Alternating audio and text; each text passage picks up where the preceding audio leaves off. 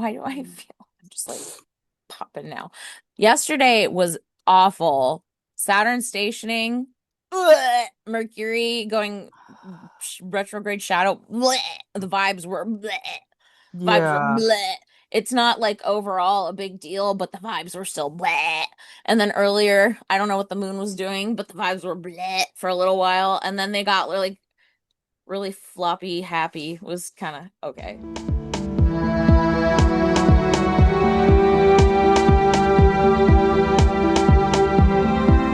So yeah, Saturn went what retrograde last Saturn night? went retrograde, I think. I don't know. I actually have not kept a close eye on it because Saturn retrograde is the first station is really important from like a world level of like what's the big news story, which in our case was when the Epstein stuff really started picking up speed. I think that was last summer. Um, and I think it's very interesting. Like for some reason this year everyone's like, oh, Mercury retrograde just happened, but don't like Saturn's coming in and it's gonna be even worse, or it's gonna be, and I'm like, no, no. Like there is so much of one, there's a huge amount of humanity born under Saturn retrogrades because they are so much of the year. Like I think I'm born under a Saturn retrograde. Like if anything, for those that cohort already gonna be more chill.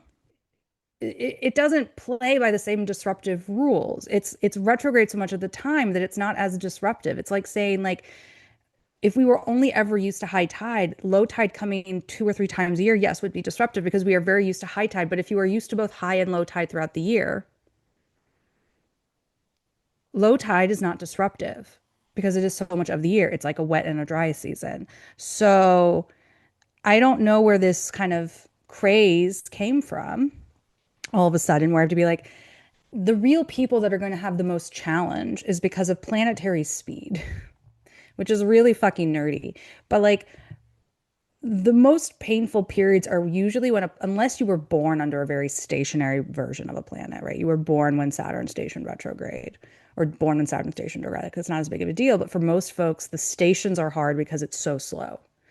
And so, particularly if you have things at around the 14-degree mark of the cardinal signs, Aries, Cancer, Libra, and Capricorn, yeah, this is going to be annoying. Absolutely. No doubt about it because you're dealing with some really uncomfortable transits for a prolonged period of time. Fuck, I got Mars at 14 Cancer natally and Jupiter, or not Jupiter, and Saturn at 13 Capricorn. This is not fun for me, but like, it's not, people are overhyping it. People are overhyping it. And for some folks, it is painful and it is annoying and it is a difficult transit, but it is not this like mass disruptor chaos is going to come for you thing that people seem to be losing their minds over. The rest of the world, maybe not so bad. It's kind of a mid transit. Like it's a Yeah. transit, it's important. I just honestly, Mars and Uranus in Gemini, that conjunction, it was much louder, Hmm. Yeah. much more Yeah. chaotic, A little bit more of much, a bang. yeah. And like you gotta like have context. Like not all retrogrades are equal. Yeah. All right. Y'all are not ready for Mars retrograde and Leo and Virgo, and it shows, babes. You're panicking about Saturn retrograde, like whatever. What about this Whatever. Barbault's basket that's going on right now? Can you give us like a medium medium medium deep rundown? That I mean, I know that's like a whole series of videos, but like that I know this is Yeah. like a thing. Barbault, okay, so Andre Barbault was this French astrologer who worked on a lot of planetary cycles. Okay, because you can tell I'm the beginner Barbault. Okay, that sorry, Barbault. It's okay. He's dead. You know, God rest. He's French. Andre Barbault, this French astrologer, he's a complicated dude. He like his politics, I think, don't necessarily stand up to the test of time and where I am at in 2026. That being said, he was very good at prediction. Hello, cattail. He was very good at prediction on a world level. And that is a difficult thing to be good at. All right. Mundane astrology is hard, which is what we talk about with like world events, political events, historical things. And predicting that is the next layer of that. And so Barbault predicted the fall of the Soviet Union around the 1989 cycle, which is he was looking at Saturn Neptune conjunctions. And that one also had Uranus in it. And that's all right when we see the fall of the Berlin Wall, we see the Soviet Union start to dismantle then, right? Like obviously it takes a couple of years, but it's significant events happen in 89. We cannot disregard that. He also, I mean, I was born, so right, hey, same. What girl. up? So the next thing that he predicted is he looked at 2020, and this was at least 10 or 15 years prior to 2020, and he predicted a plague. He predicted COVID. He wasn't like it's going to be this respiratory thing and it's like this, but he was like, this is what it looks like, and these have been historical precedents for it. Now, I have to done a full reading on it. His reading some of his stuff is hard, particularly because in some ways his books feel a little bit like a reference book that would have been really useful in a class rather than just reading standalone. That's my opinion on them. Other astrologers may agree or disagree. He makes a reference in one of his books about this basket alignment that we are seeing today, right? The basket is a couple of planets, outer planets, all working in harmony. And some of this is striking because it just doesn't happen very often. Like we'll get into like everybody asks me like, "Oh, is a stellium rare?" And I'm like, "Bitch, no. I love you. Your stellium is cute. I have a stellium. I love that for us, but it's not rare. All right, it happens fucking every other month sometimes. Like come at me with something unique. Barbo's basket is considered unique. And so that's Pluto and Aquarius, Uranus and Gemini, Neptune and Aries. They are all in what are called harmonious, either trines or sextiles to each other. And they're very, very tight. Now, something that has just occurred, and the sun is in early Leo and it's about to kind of activate it, is anything in early Leo is going to create, is pinging this as well. And it's creating what looks like a basket. Imagine a trapezoid. And this configuration, both we had Jupiter and Leo initially doing it. He's still, I think, pretty tightly involved. I'm checking the current planets, to be honest with you. We are recording this as of July 26th, just for anyone that is super curious.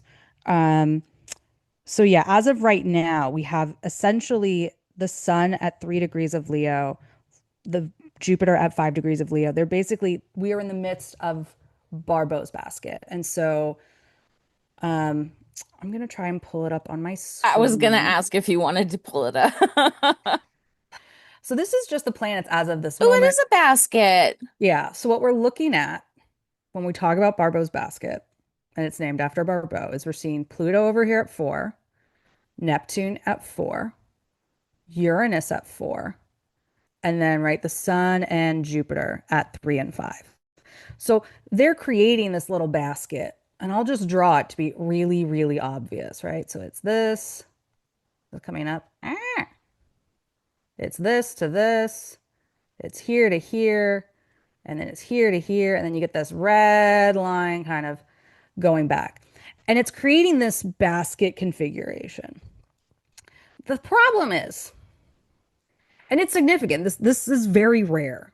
Um, I was trying to look at the last time we had just even Pluto, Neptune, and Uranus all in this kind of configuration, not even in these signs, but in this configuration. I believe it was the late 400s.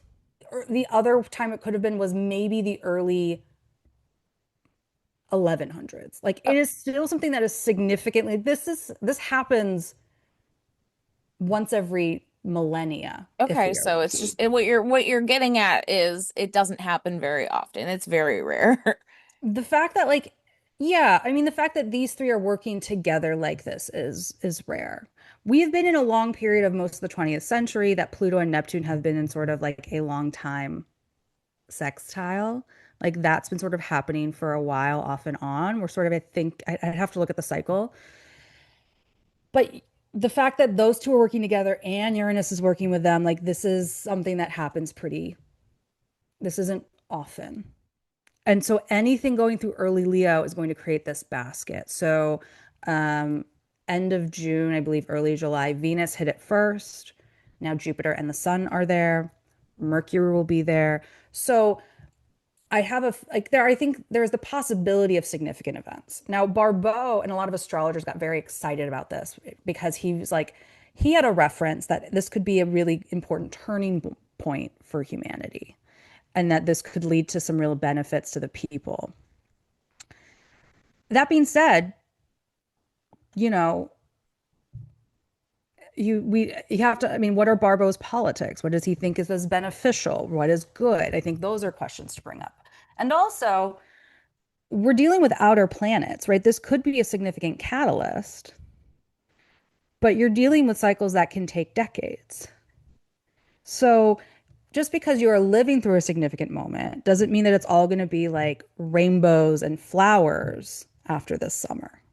So I just want to kind of caveat it that like, is this a significant moment astrologically? Is this rare? 100%. What that mean? What does that mean that's really going to happen?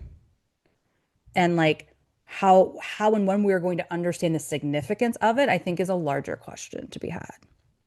I have some very interesting things for us to talk through. Well, the first one, I was okay, I was correct. The first one, there are actually two since the year zero CE. So we're just going back 2000 years. We're keeping it. This is the third one that's happened since then. So that's just how often this is happening.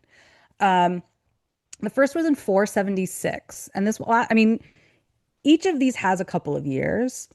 And I'll just share the chart. So this is like the earliest we're seeing is February 476. Um, and this is Gregorian. But what we're seeing, right, is once again Uranus sextile Neptune, and then, right, Uranus and Pluto in a trine. And so this is once again that same configuration. We're just with very different signs, right? Pluto is in Leo, Neptune is in Libra, Uranus is in Sagittarius. Um, so just something kind of interesting to look at and to consider. I think the other piece that's very interesting is that Saturn is once again in the mix. It's just instead of having a conjunction with Neptune, which is what we had this year, Saturn had a conjunction with Pluto. And my cat Stella thinks that's very fascinating too. But I'm pretty sure 476 was around what we call sort of the fall of the Roman Empire, which is like, correct me if I'm wrong on that, cat. Okay, so I spilled a lot of coffee. Hold on Oh one. no. I just okay. I'm back, but just one second. I'm back. I'm back. Let me just get my video back up.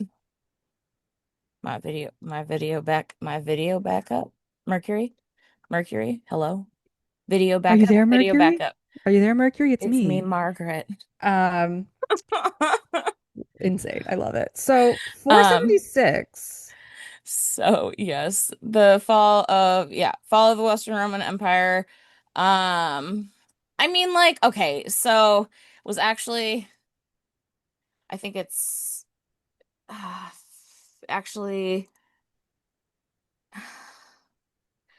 it's kind of like a not a misnomer, but it's like a, I mean, like they were in decline, but then you also had the continuation of, I think, the Eastern Roman Empire, if I'm recalling correctly. But Right. it is like in like culture, yes, I think is associated with the fall of the Roman Empire, if I'm remembering We're correctly. seeing essentially Yeah, political destabilization is a major exactly. feature, and like major changes in geopolitics is happening around this time. Yeah, Might be a nice way to put it.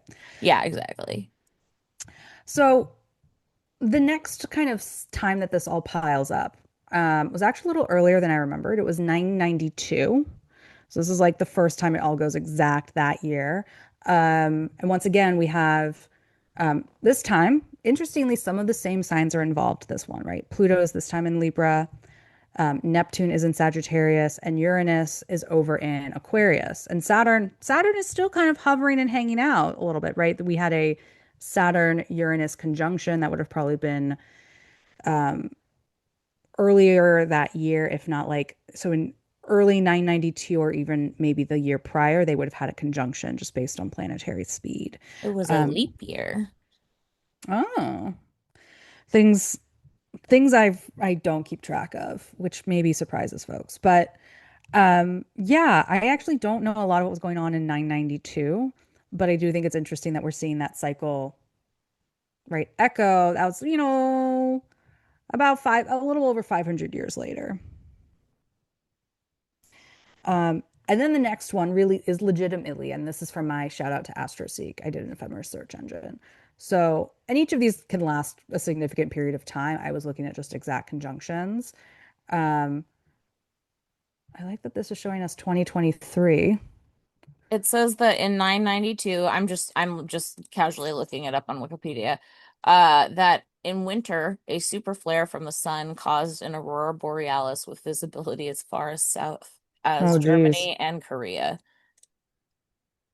That's crazy. Yeah. Yeah. And so we also had this sort of sextile again, actually, in 2023, before all the planets shifted signs. This one's a little bit wide because I consider this wide because Uranus is like a little bit far off just as an outer. That's okay. That's okay. But we're in the thick of that now. And I didn't even and then include in this the full basket, which we can also do, which is let's just see. I don't know the last time that's honestly happened. So that would be, let's just say Jupiter is 180 degrees from Pluto. Has this even occurred?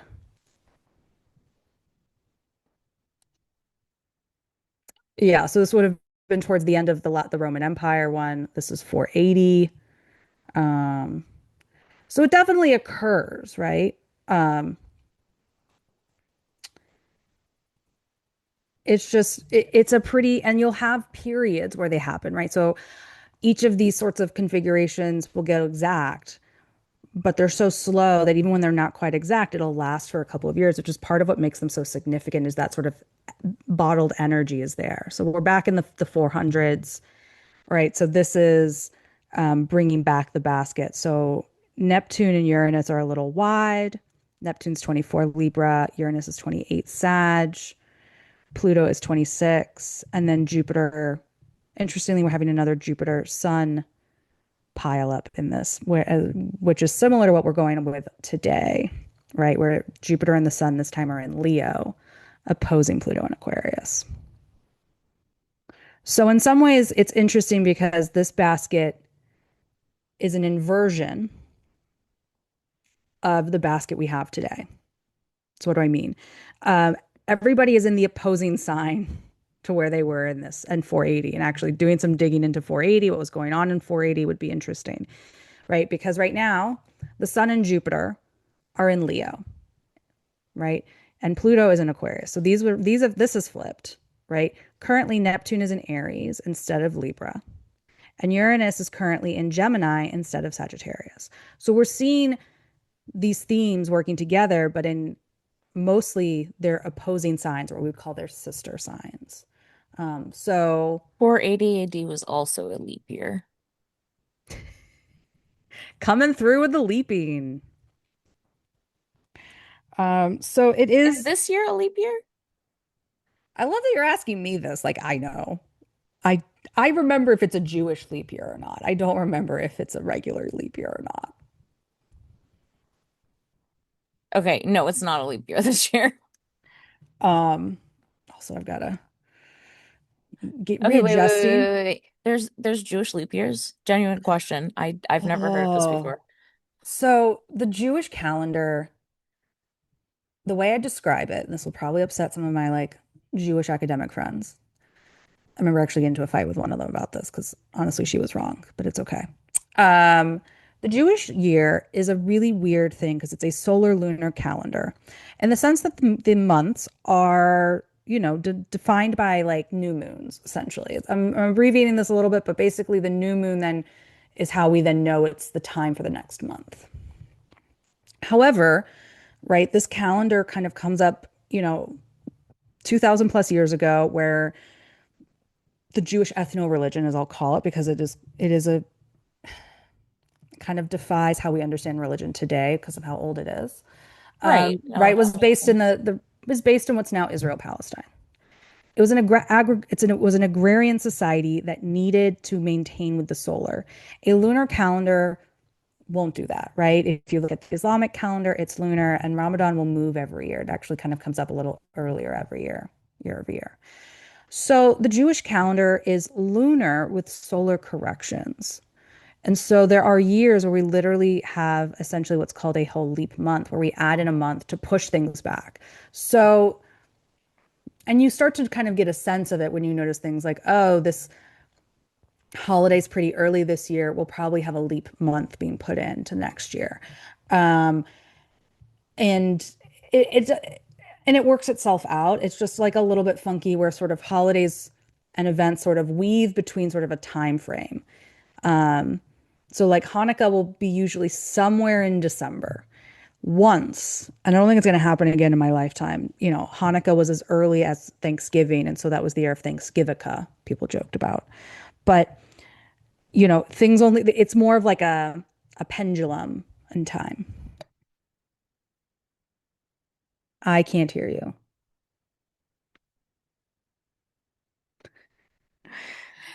Mercury.